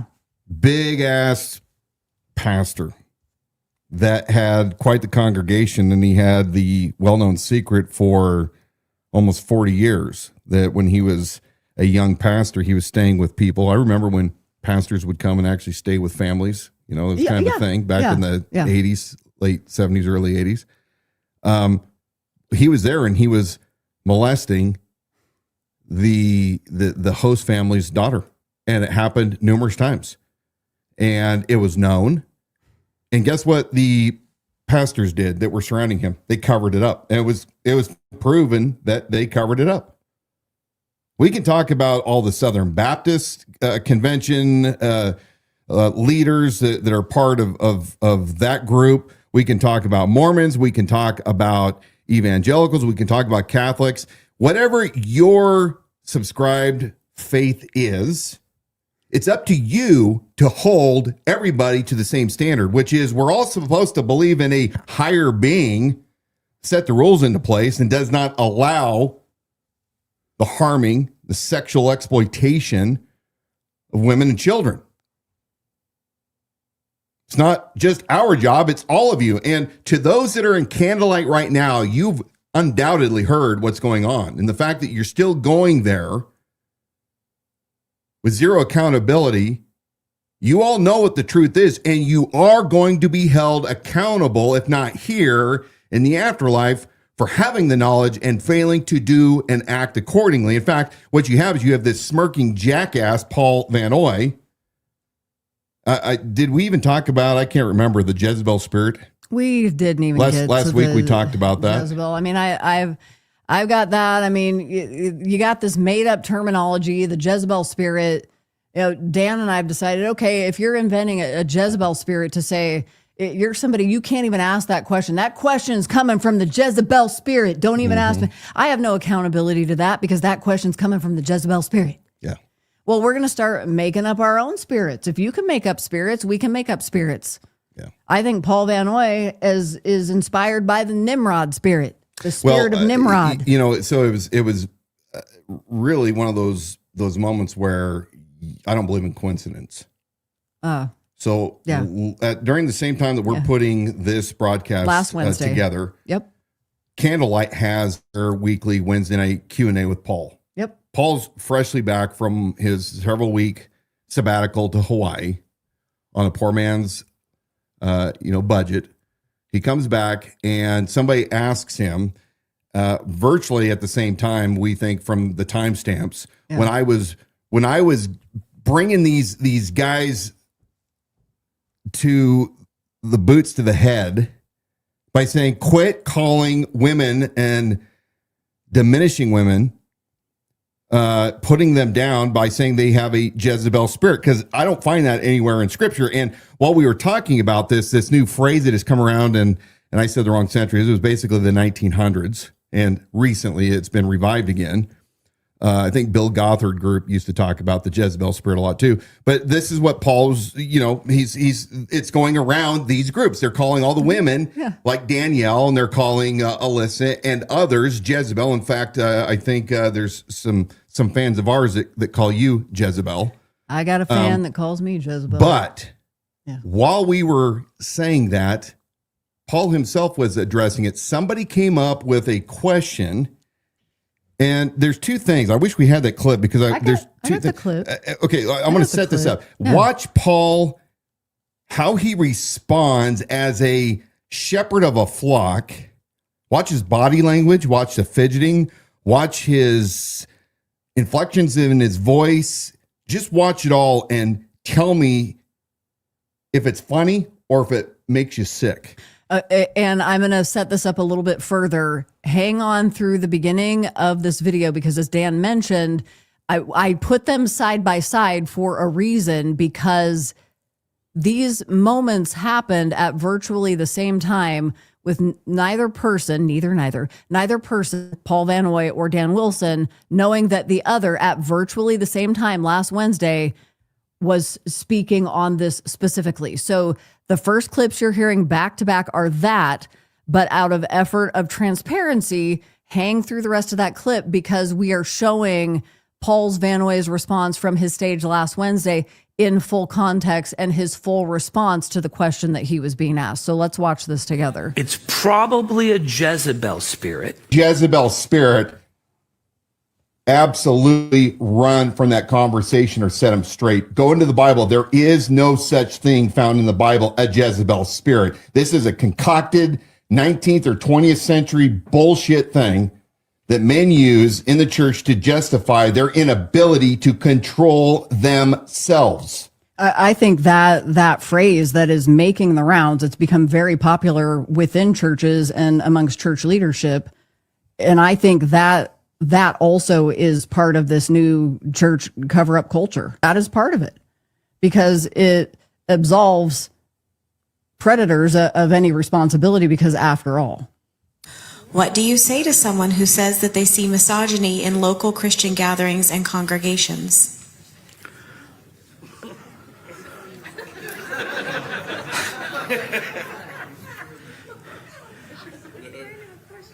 I got a massage today. My back is hurting, and Brenda has this little gun that she stuck in. I shouldn't say Brenda held a gun to my back. I shouldn't say that. What in the world is misogyny? I'm sorry, I don't even know what that means. The hatred of women. What? Why do we use words like misogyny? Why don't we say churches that hate women? What in the world? What kind of knucklehead, kind of weird thought is that? There is no church that I know of anywhere in this county where they hate women. I know all kinds of churches in this county. I know pastors all over the place. Sorry, did that seem insensitive? I don't know. We love women. I don't think I should say that from the pulpit tonight either. Look, they've been waiting 45 minutes for this. Look, the Christian doctrines, of all doctrines, Old Testament, Islam, Buddhism, witchcraft, you name it, all religions, even, and I say Old Testament, I mean Judaism, no religion, no religious practice values women more than New Testament Christianity. God protects the women, honors the women. You know, I mean, it's just, I don't even know how to answer that question. I think if there is is the person that asked that question in the room? I don't want to embarrass anybody. I don't see him. He attends here regularly, and he's not asking from his own opinion. This is somebody's opinion that they told him that they can't find a church that's not misogynistic here. Okay. Probably, oh no, I'm not going to say what I think.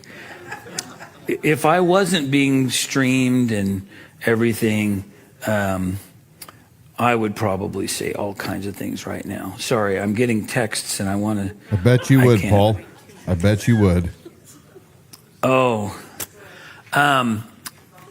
look, I'm just going to tell you guys this. This is going to be my closing comment. Security, please walk me out of the building.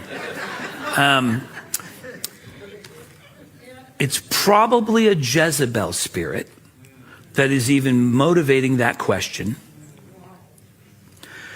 It's probably a feminist that it doesn't understand Christianity that's coloring that question. And it's rebellion. The question offends me, because every pastor that I know in this county, and I mean I know pastors in this county, they all love, respect, adore the women that God has placed in their lives.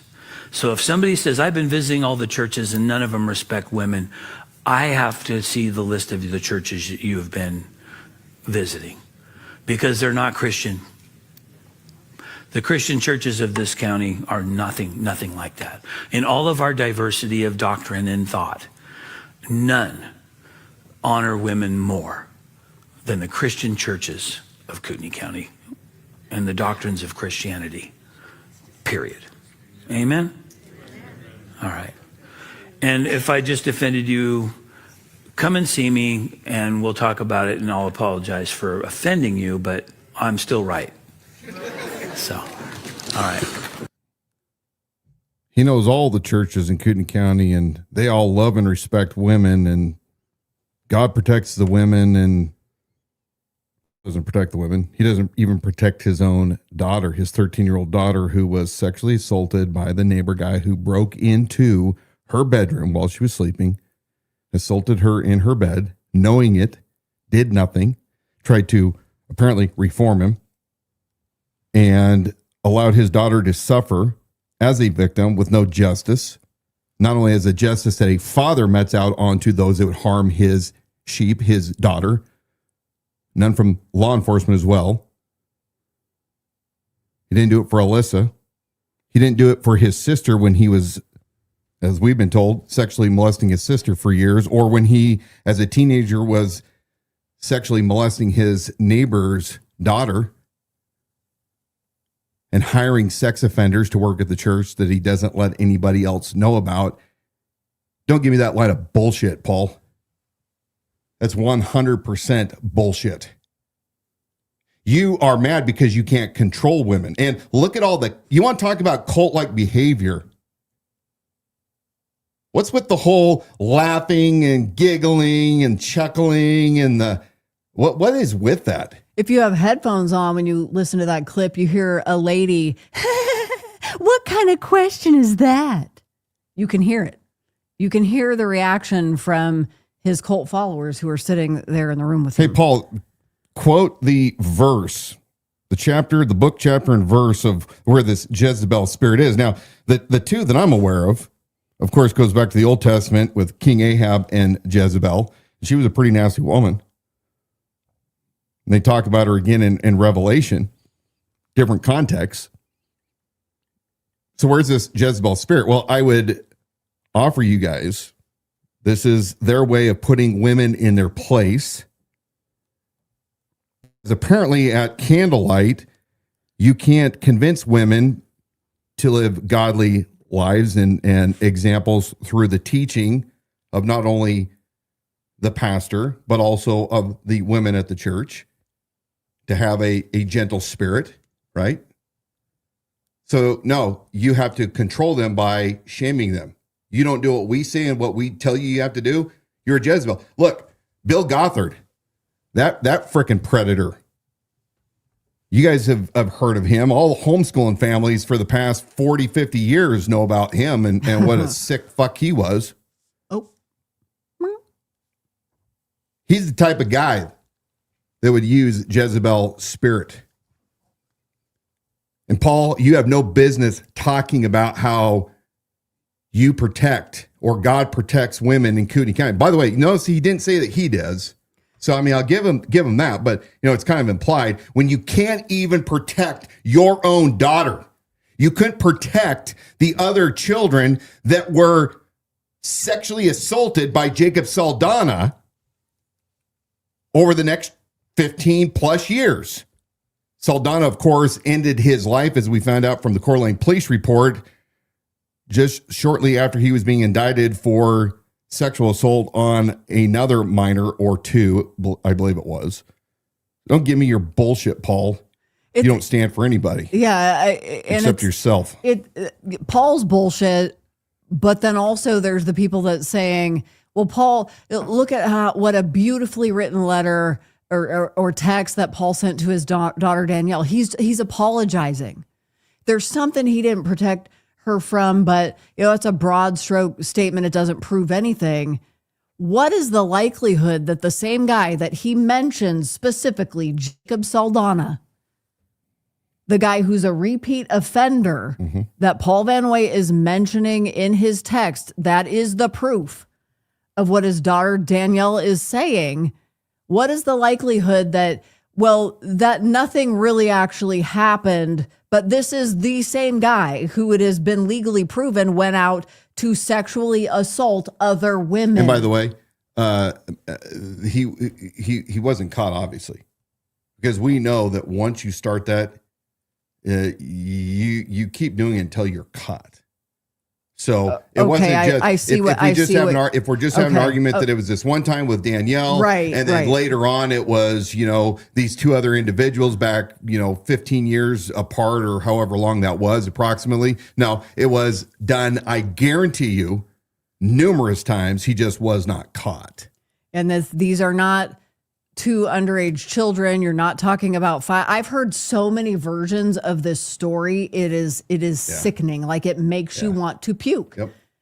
Because you have people that I guarantee, even if something is proven in a court of law, there will be people that will still go to their grave because their ardent support of Paul Van Noy is that strong that legal proof won't even matter. Last week we played a teaser for a story that we're working on about a man who broke into the house of a young mother with 3 children, single mother, brutally assaulted her, choked her, strangled her, beat her, hurt her very badly.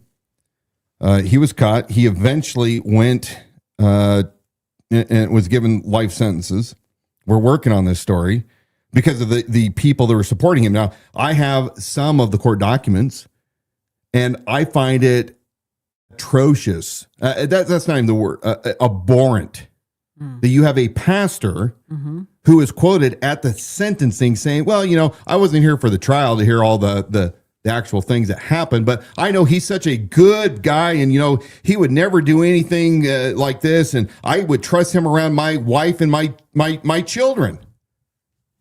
Yeah, the same people who are calling for a trial by jury and let the judge decide and evidence in a court of law, and they're admitting, well, I wasn't here for that, but I'm going to support this guy no matter what. And by the way, different circumstances. This guy, it's my belief, based on my experience for 12 years as a cop, this wasn't his first and only time that he did that. Yeah.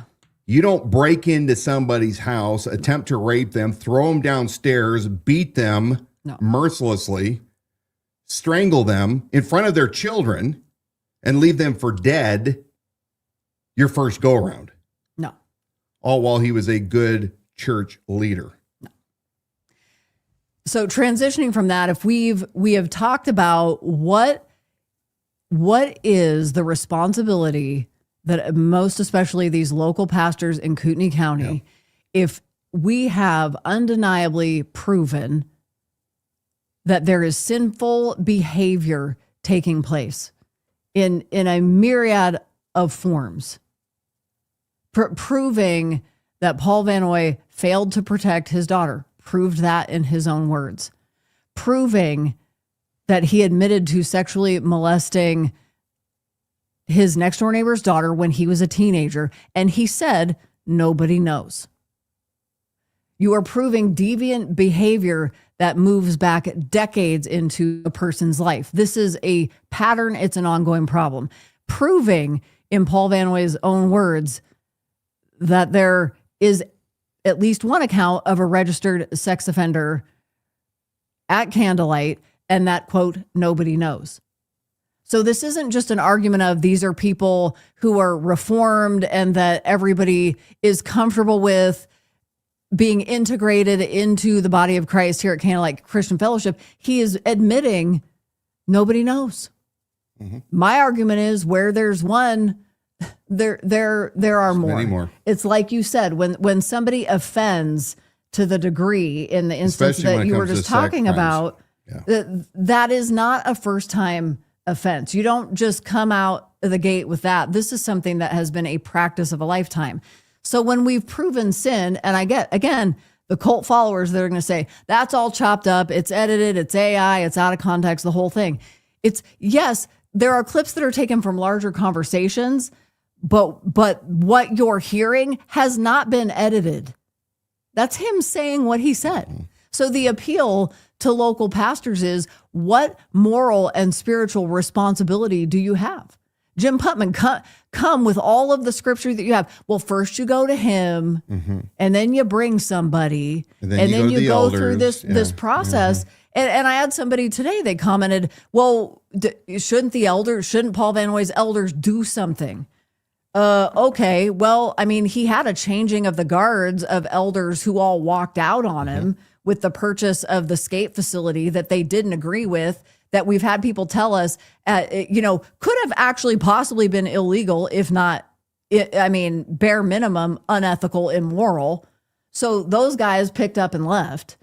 So what do you have now? You have a new guard of elders that are handpicked by Paul, and then he's got the last say. He's the deciding vote.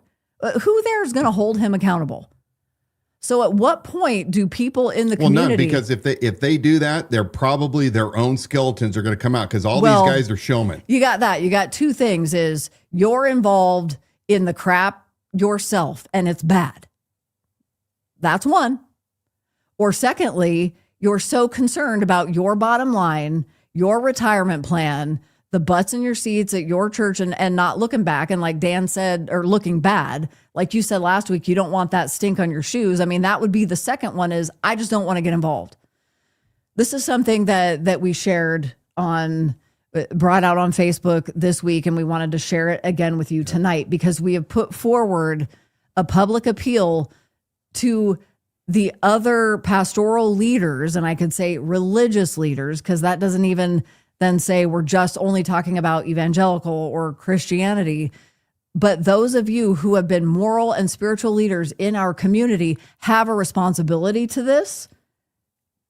And as if it needed further explaining, we are going to go deeper into explaining why. And that's why we're sharing this again here. A reminder, continue on in that comment section as you have questions, and we're premiering this here and watching it together now. We're going to wrap it up with this. Over the last 2 months, Dan and I have been appealing to local pastors to get involved in the process of accountability for Pastor Paul Van Noy of Candlelight Christian Fellowship. These aren't just false accusations, as he's trying to make people believe. There is irrefutable evidence, in his own words, of the cover-up of the sexual abuse of his daughter Danielle when she was a minor. In Paul's response to Danielle, he says, quote, "I'm sorry I did not protect you from Jacob Saldana, and that by failing to do so allowed for others to be deeply hurt by him." Supporters of Paul Van Noy have entered into the conversation, directing their disdain and hatred toward us, saying things like, "You're gross. Go away. You must hate churches. You aren't even Christians. You've clearly just got a personal vendetta because Paul didn't endorse you, Dan." Or, "Dan, you're not the sheriff. You're not even the sheriff. You're just mad you lost." Here's the deal. Not one of those things addresses the abuse of Danielle Van Noy. So you got to ask yourself, is Danielle gross for the courage that she finally had to come forward to share her story and to tell the truth? Should Danielle go away? Does Danielle hate churches, or does she hate the injustice of being suppressed for years as her father protected his religious organization and reputation in the community? Does Danielle hate Christians? Does she have a personal vendetta? Do the other victims of abuse who've come forward, do they care that Dan lost an election? Does that make him any less qualified to expose corrupt leaders, their abuses of power, and the injustices? Is he somehow less capable of supporting victims and standing for the vulnerable, just like he has always said that he would? Paul Van Noy is biblically and spiritually disqualified from continuing in his position as pastor at Candlelight Christian Fellowship, no matter how much he thinks that's his kingdom and his domain and he can do what he wants. He's failed as a pastor, a leader, and a father. And attacking Dan and me doesn't change that. Who you're really attacking is Danielle. And as it turns out, she has brought proof. She is trustworthy. She's mentally astute. and vastly compassionate. Amid all of it, she loves her father, even though he continues to lie about her. She just wants justice. And the cycle of deception and manipulation needs to stop. And now, for the local pastors who say, hey, it's none of my business. I'm not on social media. I don't know what's going on. It's just rumors. So you continue to ignore the appeal to accountability. I want to remind you of something. In 2020, local churches united together at the urging of Pastor Chris Laurie of Anthem CDA. Pastor Laurie stated in a Coeur d'Alene Press article that even while churches are busy serving their own congregations, they came together for a community project. Laurie simply pitched the idea of churches teaming together on a food drive. A few emails and Zoom calls later, and about 25 churches were on board.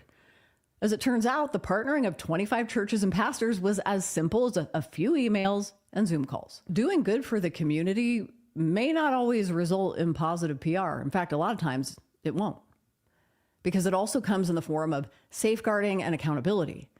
Sometimes your responsibility to the spiritual realm requires getting involved where you would rather not. But that is what protecting and defending the body of Christ demands of you.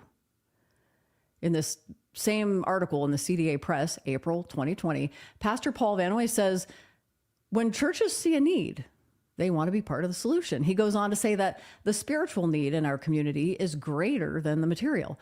If we as a community serve the physical alone and don't address the spiritual, we completely miss the mark. Pastors, it's time to address the spiritual. Even Paul Van Noy said it himself.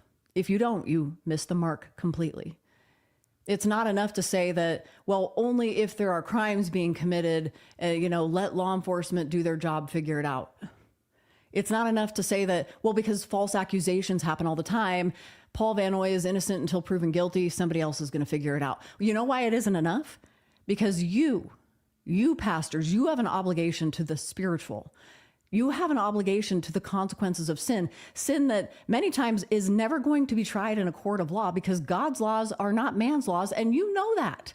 Paul Van Noy is guilty by his own admissions. He didn't report the sexual abuse of his daughter.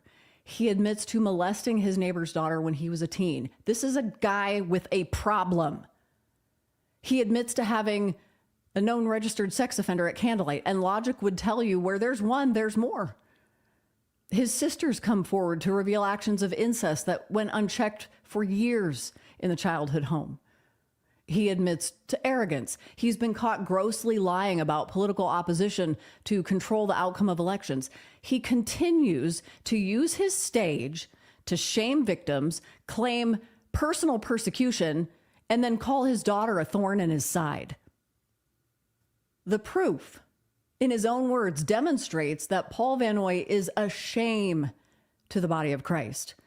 The continued use of his platform to protect his position is actively harming this community and further harassing victims. And pastors, you do have a responsibility to figure this out. And you do have a responsibility to take action. It's amazing to me how succinct, when you put it the way that you just did, it makes perfect, clear sense. And the Pharisees like Jim Putman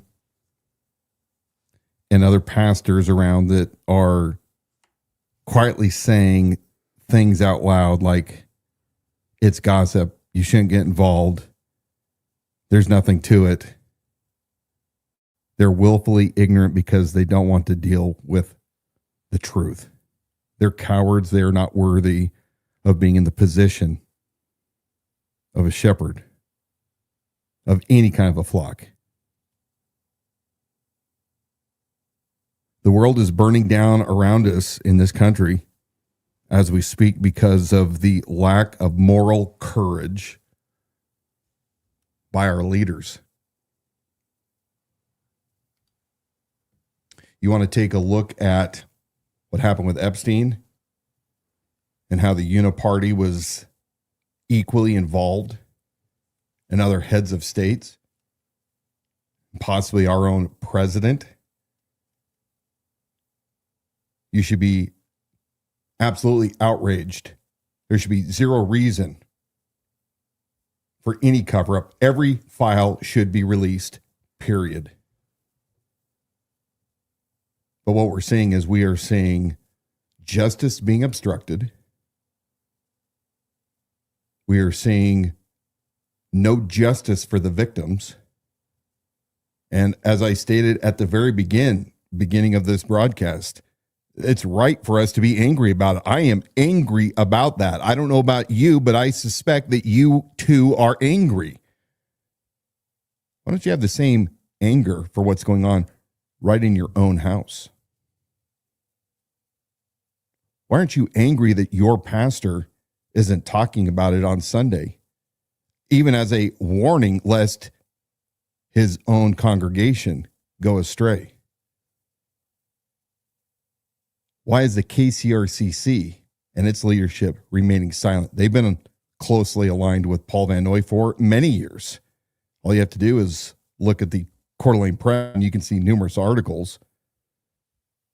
Or about Dan Gookin. Dan Gookin, mayor of Coeur d'Alene.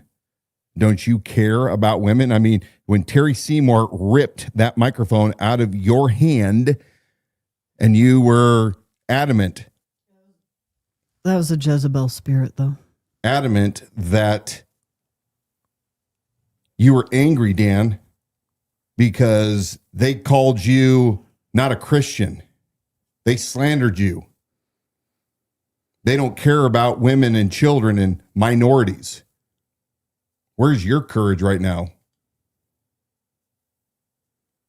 Where's the courage of the men who go hunting and work in the trades and know what it's like to do uncomfortable things? Where is your outrage that this is not being taken care of in your own county?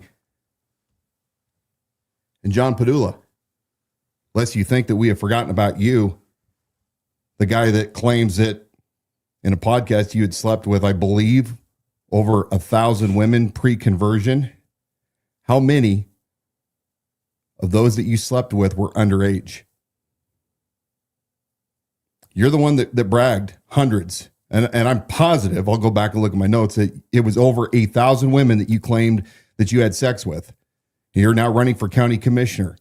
You're a pastor. At any time, I don't care, even if you are converted, if you slept with any minor, you are disqualified from being any kind of representative in our county. In fact, there should be an investigation, and if appropriate, there should be consequences for that.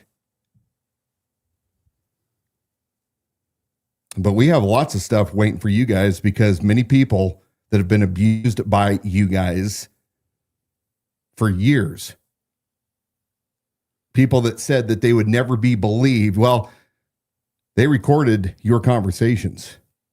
They secretly videoed the things that were going on.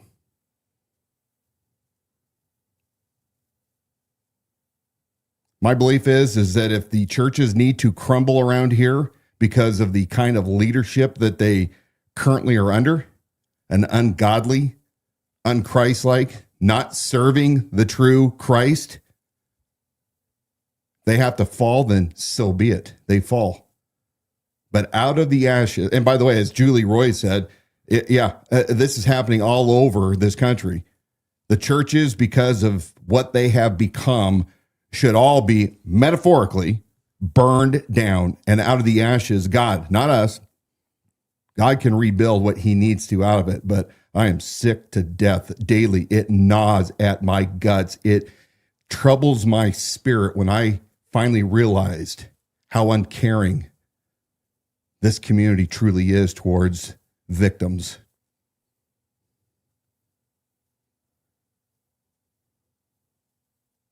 Sheriff Norris continually has claimed since the election, prior to, during the election, and post, that no human trafficking takes place. Brian Lenny, senator here in Idaho, recently put out a post. If you want to see my response, go to my X page, where he's outraged because somebody introduced legislation that in this state, if you're 20 years old and you solicit a prostitute, you're going to get a bunch of crime. you're going to get a bunch of charges. But if you are 21 and you do it, the charges are going to be more harsh. But in Lenny's words, but absolutely no penalties for the prostitutes. Well, you ignorant idiot. If you actually did any kind of studying, you would understand that over 90% of those that are engaged in prostitution and sex work are there against their will. They are victims. But Bob Norris, in front of Seth Horst, former California highwayman, let Bob Norris sit in his podcast seat while Bob claimed in front of him, without challenging him, that no human trafficking is occurring in Kootenai County. It's lies. It's all around. And if the men in this county won't stand up for the easy stuff, which is your local churches, you won't hold your congregation, your pastors accountable, there is no hope. Don't even think that we're going to get out of this situation if we can't clean up things in our own backyard. And I don't know about you, but I almost can't take it anymore. I cannot take the amount of sexual abuse and depravity that is taking place, all under the name of Christ. Let's look at our last two slides for the night. We always have to be encouraged by wise men that went before us. Charles Spurgeon, he loves cigars, by the way. He says, a time will come when instead of shepherds feeding the sheep, the church will have clowns entertaining the goats. Do you see that today? Do you see these big mega churches with all their programs and their shows and their flashy lights? Is that really proclaiming the gospel, or is it clowns performing in front of goats? The book of Revelation, this is our last quote of the night. But as for the cowardly, the faithless, the detestables, as for murderers, the sexually immoral, sorcerers, idolaters, and all liars, their portion will be in the lake that burns with fire and sulfur, which is the second death. Revelation 21:8. Those that claim that they're shepherds and leaders, if you're a coward right now to do the right thing because you're protecting your precious little business, you are going to answer for it. It's not my words, it is God's. So we better be watching. We better be vigilant. We better be men and women of action to clean up our own houses, to request revival. And why do we need revival? Because if you don't have repentance, you don't have revival. If you don't have revival, you have this flaming dumpster fire that we see throughout the entire United States. You can't pull out by trying to legislate it. You got to change hearts. Be strong and of good courage. I want to let you know that I'm putting a QR code up on the screen. Danielle Van Noy has shared a beautifully written article over on her X platform. For anybody who said, hey, Dan and Dawna, have you even bothered to go to Paul and hear his side of the story? I want to counsel you that Danielle Van Noy is available. She's made a secure email address. All of that is over on her X account. So the QR code's up there in the corner. You'll see her article, but you can get in touch with her. Is it enough to believe the guy, Paul Van Noy, who has everything, he's worked a lifetime to win, and he has all of that to lose? Does it not stand to reason that he is going to protect that with everything that he has? Dan and I have no need to go to Paul Van Noy. We have proven him to be a liar. He spent his time and treasure and platform and resources to actively lie about Dan Wilson during a campaign to affect the outcome of that campaign. And we have no idea the ripple effect of that because of the influence, even self-proclaimed that he has, the influence that he has. I'm sure glad they did, though. I also am glad. This the message that we have here today really was always the more important message, to be able to expose these people for what they are. It was never about winning a race for sheriff. You have a corrupt sheriff. We have proven that. So he's in office Incompetent. again. Okay, he can be incompetent. And corrupt. Yeah, if I'm okay to say corrupt. Mm-hmm. That's who he is. That was party loyalist. That's what you got. Whatever. We're beyond that, because really the better outcome for eternity was what to expose what's being exposed now. Deputy contacts me this week. Yeah. Kootenai County Sheriff's Office deputy. Mm-hmm. Tells me that he's got good proof. Mm-hmm. What happened to her bumper music? It's still here. It's just going to run out. So I was trying to be eloquent, and it didn't. So he tells me work. Yeah. That Joel Van Noy had an active warrant that Paul went to Sheriff Norris around 2021 and attempted to get it squashed. Right. Went straight to the sheriff. So when you hear Paul Van Noy in his own words say, literally, Sheriff Norris has done everything I ever asked him to do. Yeah. Believe it. We had a former employee that has told us part of Paul Van Noy's problem is he's about 3/4 as smart as he thinks he is. So he keeps running his mouth, and that's what he says. He says it. We have exposed it in audio, and you guys who want to continue to defend him get more mad about where the audio came from than listening to what he is saying in his own words. Yeah. Bob Norris has done everything I've ever asked him to do. Well, Dan just told you what. I can see why it was important, because we just heard what one of those things was. I wonder how many judges that John Padula hobnobs with refer to him and Tim's program. He said it's all. Padula was in the comments earlier. Yeah. It's they keep separation in there. They don't talk about anything. So. They're just friends. Hey, they're just in the friend zone. Sorry, pray for my friend Jim. Jim, still week after week needs your prayer. He's such an awesome warrior. I wish you guys could know him. Pure-hearted man, loves God, loves the innocent. I'm going to let you put some of those comments up on the screen while we're on our way out here. But I want to thank you so much for joining us tonight on the Liberty Without Compromise broadcast. For those people that are mad we're doing it, when are we going to run out of steam? Don't we have anything else to talk about? We had lots to talk about tonight. And it's all related to you right here, as Dan said, in your own house. You can get as mad as you want about globalists. You can get as mad as you want about what's going on a national level, and as mad as you want about Dan Bongino or whoever else nationally that didn't do what you wanted them to do. Or even maybe some of you now are disappointed with Trump, even though you were diehard Trump. Well, what's he done? You can get as mad as you want, but what effect, if you are not willing to take a stand here in your local community for guys who their name, what parties, like birthday parties, they're being invited to still, despite what's coming out, but you don't want to do anything because it's going to affect your business. Well, I have my real estate business here. I have my business. They're going to come get me. I'm related to so-and-so. I get it, but if you're not willing to do it, why are you mad about what Trump or whoever else is doing? I don't know. It's lost on me. It's like literally a waste of energy. It really is. If you're not willing to do something about where we can actually, this is the last stand. We have a chance to make a difference here locally.